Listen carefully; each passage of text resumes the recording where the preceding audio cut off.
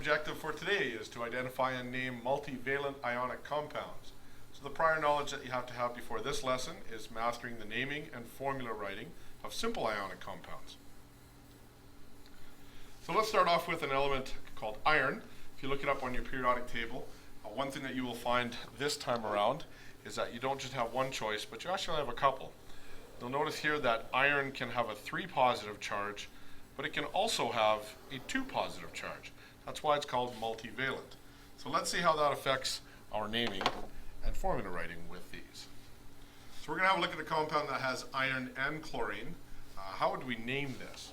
So we'll start off with, first of all, if we look up iron on the periodic table as we just did, it's Fe. And if we look up chlorine, we'll find that it's Cl. Now when we put this in our ionic form, we'll notice that Cl has a 1 negative charge, and it's also called chloride. Don't forget that in ionic compounds, as you learned in last lesson, that they always end in IDE. And so over here, we're going to have an iron ion. Now, when you take a look at this one, certainly it's going to be called iron. The metal one is always with its proper name. But you'll notice that we don't know if it's a 2 or a 3 positive ion. So what are we going to do? Well, we need a little help here.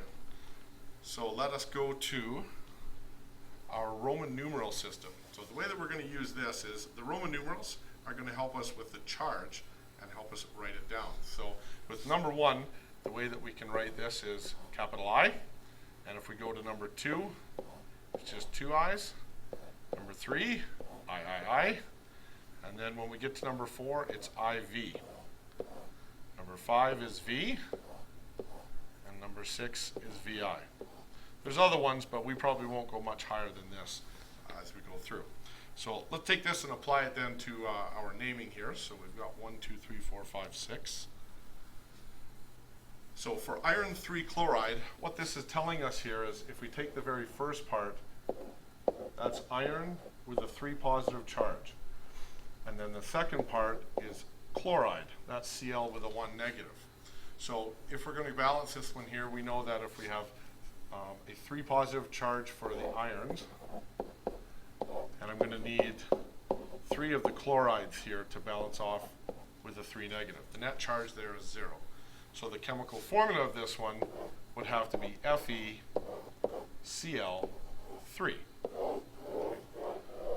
And again, what we're doing here is we're counting up how many of each of them that we have. It's important to note here on this particular example that the iron and the Roman numeral 3, that's the charge of the iron. It doesn't tell you how many of the irons that we have, because in the very bottom you can notice here we only have 1 of them for the iron and we have 3 for the chlorides. Let's determine the chemical formula given the chemical name for the following. So for this example, here we go. If we have a nickel 3, that's the very first part. Look up nickel and it's Ni, and it has a 3 positive charge. A sulfide has a 2 negative charge. So to balance these, 3 and 2 will match at 6. And so what we're going to have here is a net charge of 0. So we need 6 positives, and we also need 6 negatives. So we're going to have to add a second nickel here. So 3 positive plus 3 positive is 6. And then on the right-hand side with the nonmetals, we're going to have S2 negative written in 2 more times. So that gives me 6 total negative charges and 6 total positives. Therefore, the chemical formula, we need 2 nickels, as seen on the left-hand side, number 1 and number 2. And then we're also going to need 3 of the sulfides. That's 1, 2, and 3 right here. So the chemical formula for this particular compound is Ni2S3. Notice this is a side note here that just because the name has nickel 3, that does not mean that you have 3 nickels here. It's important to make sure that you balance the charges. Let's do another one here. Let's determine the chemical formula given the chemical name for the following. If we have manganese 4 oxide, manganese, when you look it up, is Mn, and we're told that we have to use the 4 positive, and oxide is 2 negative. For this particular one, they would match at 4. So 4 positive and 4 negative is what we're going to have to balance. So that simply means we need 2 of the oxides. And so when we count this one out, we just need 1, oops, sorry, not magnesium. We need 1 of the manganese, and we need 2 of the oxides. So MnO2. And quite often, students will do exactly what I just did. They will put manganese in there instead of magnesium. Very common error. So we've just gone from name to formula. Let's go the other way and go from the formula to the name. So in this case here, if we start off with NiF3, what we'll notice is that for the very first part, if we go over here, we're going to need a nickel ion, and we're also going to have a fluoride ion. Now the fluoride ion you can always find on the table, and it's 1 negative. And it's told me here in the chemical formula that I have 3 of them. So I'm going to write 3 of them just like this. And that's going to be a total of 3 negative. Remember, our net balance charge has to be 0. So that means over here, I'm going to have 3 positive. Now in our chemical formula, it only indicated up above here that we had 1 nickel.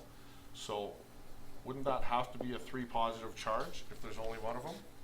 3 positive for the nickel, 3 negative overall for the fluoride, and that should give us our nickel ion with the fluoride. It's specifically the nickel 3 positive, so when we give the name for this one, it should be nickel 3 fluoride. So on this particular one, again with the balance of charges, it will help you select this charge right here. And that's the charge that goes in the name. I can just continue that over to here. The charge on the metal is the Roman numeral.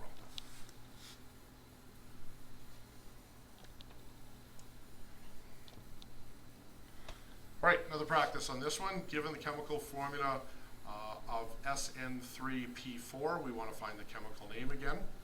So if we look up on our periodic table, we'll find that Sn here is tin. And so we've got our Sn, and we've got P is our phosphorus. Now when we take a look at these ones, you'll find that the phosphorus ion is called a phosphide, and it's 3 negative.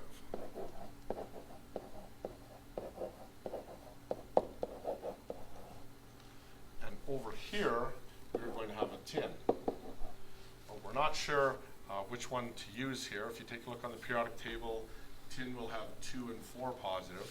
So let's do a quick little check here. If we have 4 of the phosphides here,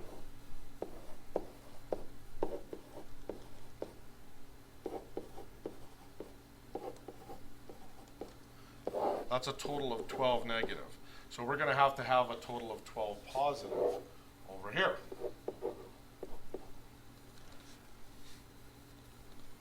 Now, we're told that we have 3 tins. So if we need a total of 12 and we have 3 of them, wouldn't these ones have to be 4 positive each?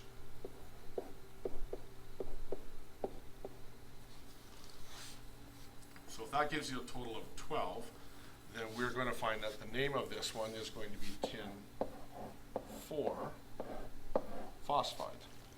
And again, how did I know that Roman numeral? Charge on the ion puts the Roman numeral in the name on the metal ion.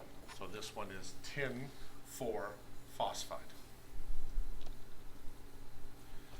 So please determine the chemical name or formula for the following examples and bring them to your next science class. So this is a chance for you to try it before we have some practice with your other students and with me. So try Pb3N2, Pb2S5, gold 3 sulfide, and platinum 4 oxide.